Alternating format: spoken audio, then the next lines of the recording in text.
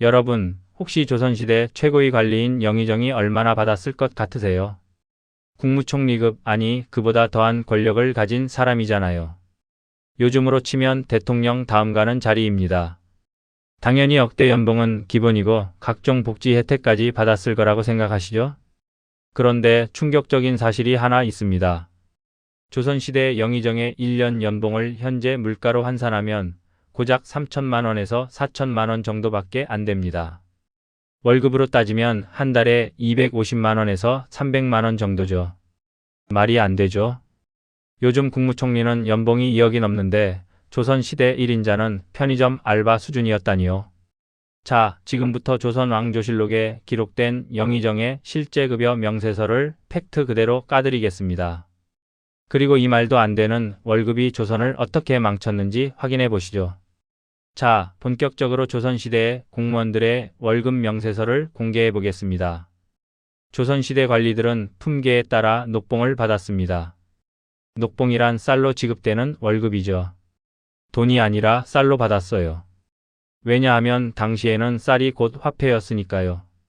경국대전에 기록된 녹봉 체계를 보면 이렇습니다. 정일품 관리, 그러니까 영의정이나 좌의정, 우의정 같은 최고위 관리들은 한 달에 쌀 13석을 받았습니다. 한 석은 대략 144kg이니까 13석이면 1872kg입니다. 거의 2톤에 가까운 쌀이죠. 와, 맞네요. 라고 생각하실 수도 있는데 이걸 현재 가치로 환산해 보겠습니다. 2024년 기준으로 쌀 1kg 가격을 3,000원으로 잡으면 1872kg은 대략 560만 원입니다. 한 달에 560만 원. 1년이면 6,700만 원 정도 되겠네요. 생각보다 많네요. 라고 생각하셨다면 잠깐만 기다려 보세요. 여기에는 함정이 있습니다. 이 쌀을 영의정 혼자 먹는 게 아니거든요. 조선시대 영의정이면 당연히 대가족을 거느리고 살았습니다. 본인과 부인, 자녀들, 그리고 며느리, 손자, 손녀들까지 합치면 최소 10명에서 20명은 기본이었어요. 여기에 하인들까지 포함하면 30명에서 50명을 먹여 살려야 했습니다. 50명이 한 달에 560만 원으로 산다. 1인당 11만 원입니다. 이게 끝이 아닙니다. 영의정이면 체면이 있잖아요. 손님 접대도 해야 하고 간복도 맞춰 입어야 하고 각종 의례 비용도 들어갑니다. 제사도 지내야 하고 관원상제 비용도 만만치 않았어요. 실제로 조선 왕조실록을 보면 세종시대의 좌의정이었던 황희정승이 신의 집이 가난하여 비가 새도 고칠 돈이 없습니다 라고 상소를 올린 기록이 있습니다. 황희정승이요? 그 유명한 청백리 황희정승이 비 새는 집에서 살았다고요? 네, 맞습니다. 그리고 이건 과장이 아니라 실제 기록입니다. 그럼 말단 공무원들은 어땠을까요?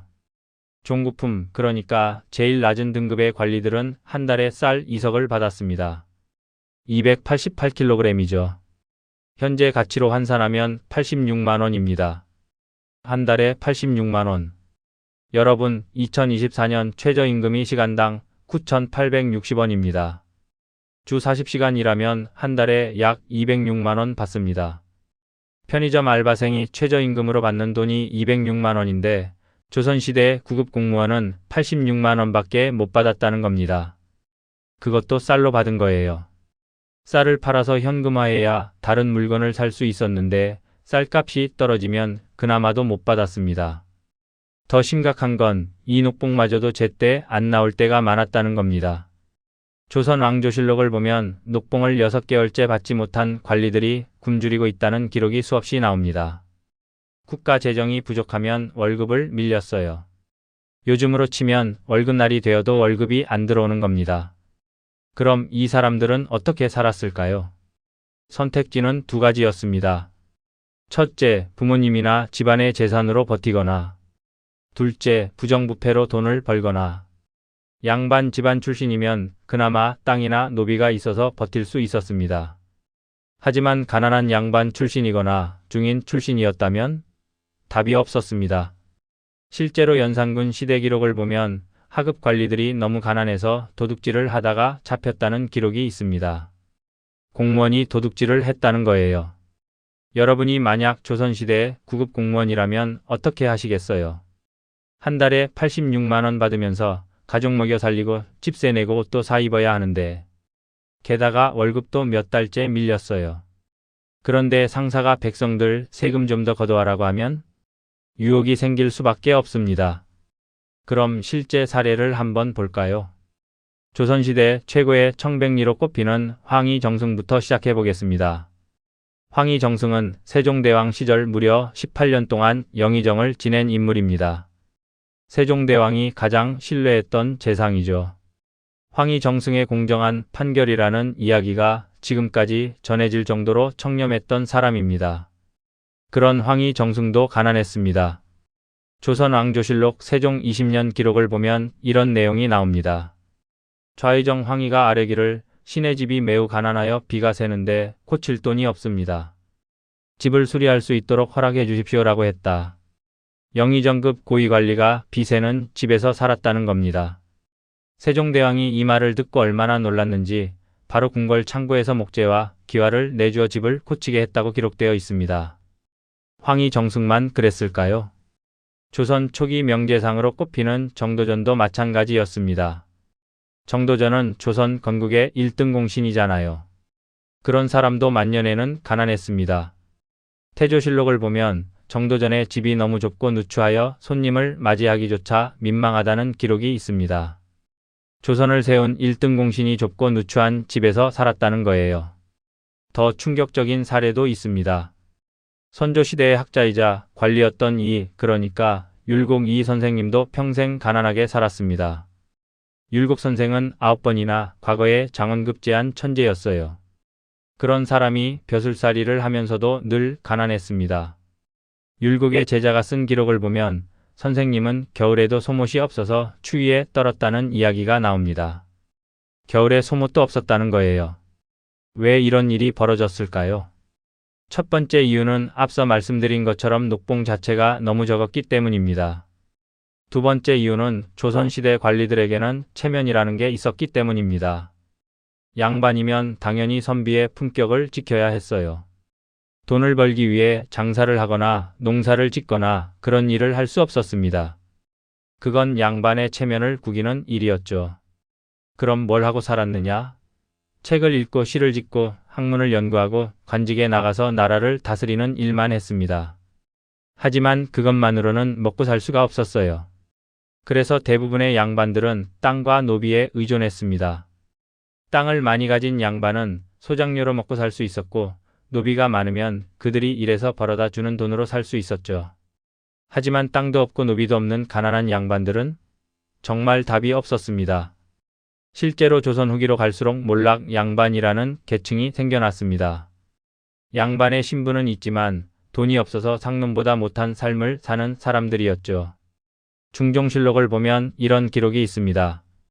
지방의 수령이 너무 가난하여 백성들한테 빌린 돈을 갚지 못하고 도망쳤다. 수령, 그러니까 군수급 관리가 백성한테 빚을 지고 도망쳤다는 겁니다. 믿기지 않으시죠?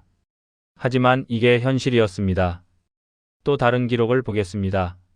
명종실록입니다. 서울의 하급 관리들이 월급을 받지 못해 굶주리다가 길가에서 음식을 훔쳐먹다가 잡혔다. 공무원이 음식을 훔쳐먹었다는 겁니다.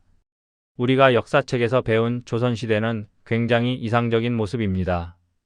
성리학을 숭상하고 청렴결백한 선비들이 나라를 다스리고 백성들을 사랑했다고 배웠죠. 하지만 실제 조선 왕조실록을 읽어보면 현실은 정반대였습니다.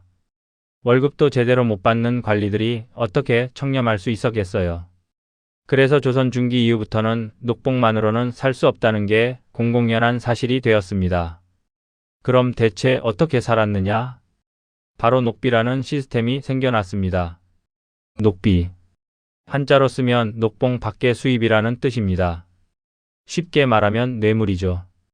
하지만 당시 사람들은 이걸 뇌물이라고 생각하지 않았습니다.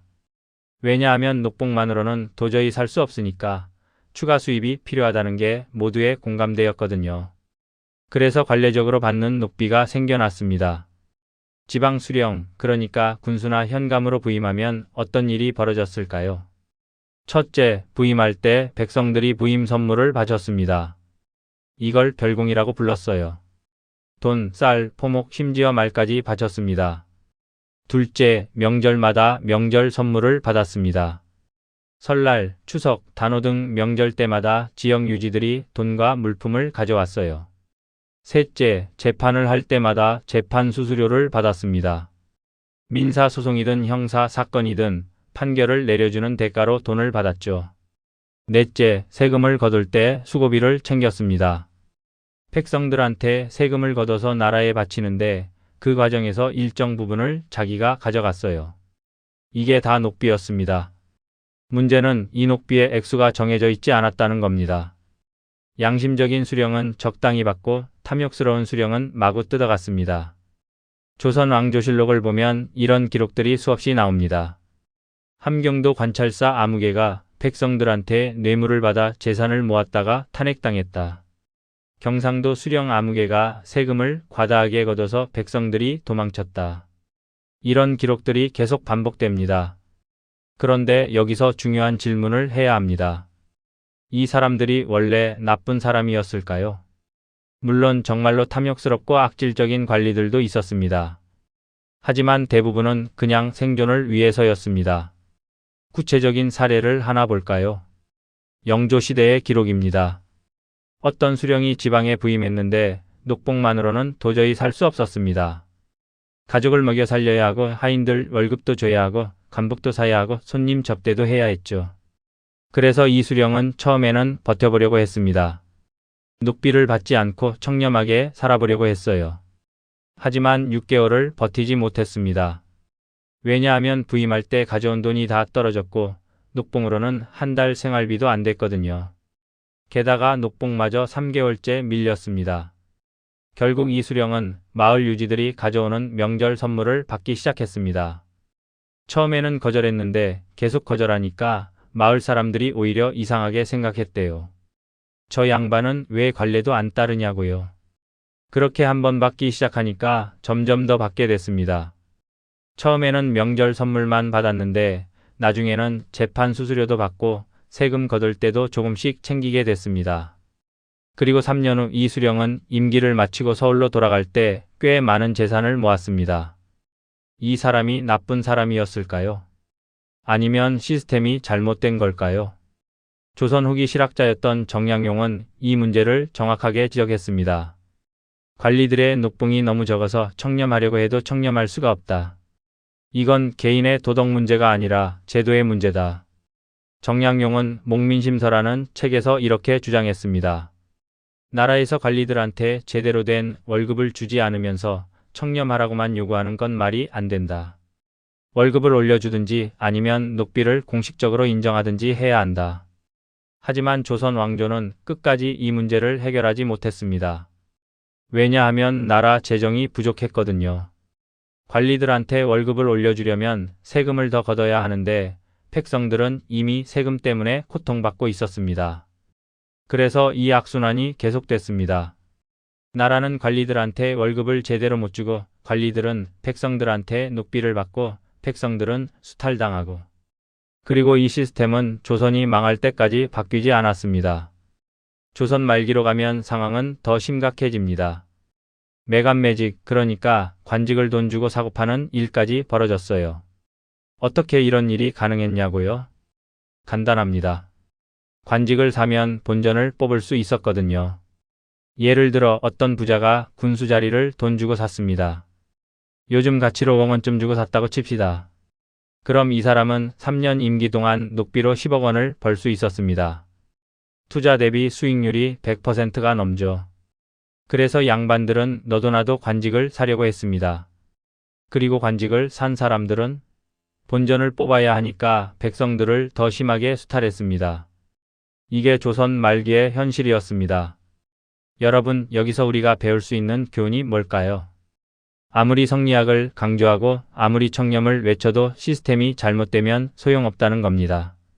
사람들한테 도덕적으로 살아라고만 요구하면서 정작 먹고 살 수 있는 기반은 안 만들어주면 결국 부정부패가 생길 수밖에 없습니다.